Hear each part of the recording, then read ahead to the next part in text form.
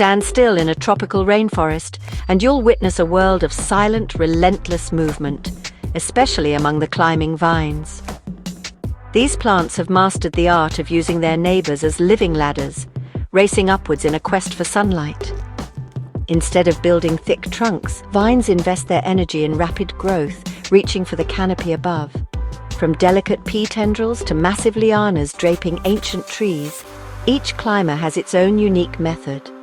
Some spiral, others grasp, and a few even glue themselves to surfaces, each a creative solution to the same challenge: how to rise above the shadows. Vines connect the forest floor to the canopy, creating highways for countless creatures and shaping the very structure of the forest. But their journey isn't without consequence. Their climb can strain the trees that support them. This is a story of efficiency, adaptation, and the endless quest for light. Whether in the Amazon or a backyard garden, climbers are always at work, strategizing their next move. As we explore their world, we uncover a drama of survival and ingenuity, written in green. Welcome to the secret life of the world's most resourceful plants. So what exactly is a vine? Simply put, it's a plant with a long, trailing or climbing stem that relies on external support to grow upwards. Unlike trees or shrubs, vines don't build their own sturdy trunks. They're opportunists, always seeking something to climb. The term vine covers a vast array of plants from different families. Climbing is a strategy that's evolved independently across the globe. This is convergent evolution in action, unrelated plants developing similar solutions to escape the forest floor's shadows. Some vines are soft and short-lived, like peas and cucumbers. Others, called lianas, are woody giants that can live for centuries. What unites them is their inability to support themselves. They're always searching for something to cling to. By skipping the energy cost of building thick stems, vines can grow rapidly, often outpacing the trees they climb. This speed is their competitive edge, allowing them to reach the sunlit canopy first. Whether delicate or tough, all vines are built for the vertical race. Their form and function are shaped by a single-minded pursuit, the light above. In the plant kingdom, they are the ultimate athletes. Their success is a testament to nature's inventiveness. The driving force behind a vine's climb is simple: sunlight. In dense forests, the canopy blocks most light, leaving the floor in deep shade, an impossible place for most seedlings to thrive. Vines solve this by using trees as scaffolds, channeling all their energy into upward growth instead of building thick trunks. This shortcut lets them reach the canopy in a fraction of the time it takes a tree. Once in the sun, vines can produce abundant leaves, flowers, and fruit, maximizing their chances of reproduction. Their high position also attracts pollinators and helps disperse seeds. Young vines display remarkable behaviors like circumnutation, swaying their tips in search of support. Some can even sense nearby objects, growing toward the shadows cast by trunks. For a vine, finding that first support is the difference between life and death. The climb is not just survival, it's the key to their entire life cycle.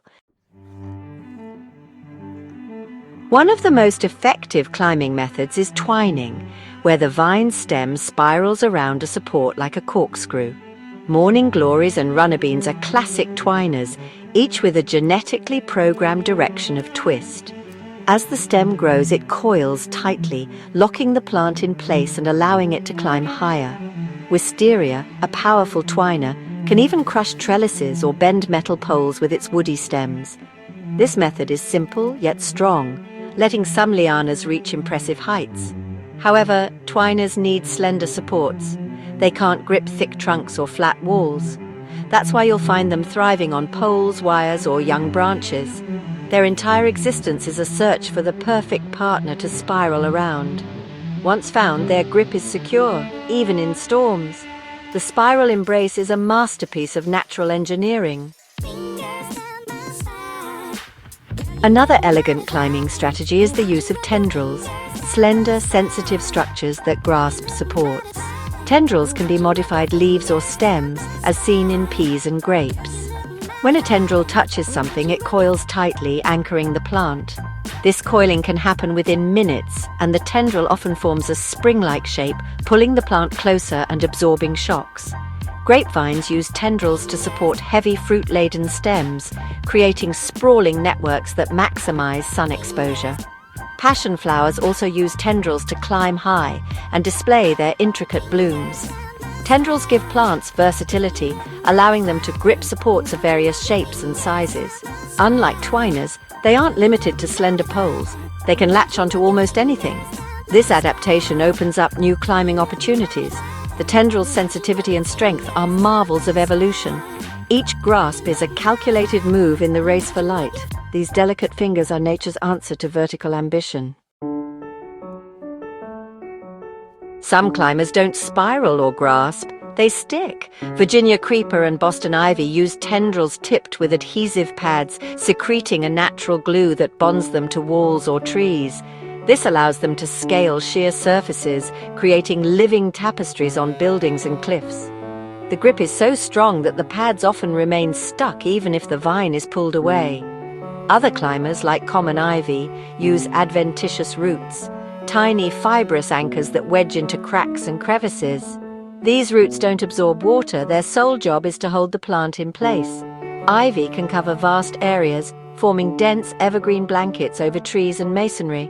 Both adhesive pads and clinging roots give these vines access to vertical terrain that others can't conquer. It's a slow, patient, and incredibly secure way to reach the sun. Some vines are famous for their size, beauty, or impact. In Asia's rainforests, rattan palms use hooked spines to climb over 100 meters, providing the world with wicker material. The strangler fig starts life in a tree's canopy, sending roots down to encase and eventually outcompete its host. Kudzu, introduced to the US for erosion control, became notorious for its rapid growth, smothering forests and earning the nickname, the vine that ate the South. Bougainvillea, beloved for its vibrant bracts, climbs with sharp thorns and brightens gardens worldwide. Each of these climbers showcases a different strategy: hooks, roots, tendrils, or thorns. Some dominate landscapes, others dazzle with color. Their stories are as varied as their methods. From giants to garden favorites, these vines have left their mark on ecosystems and cultures alike.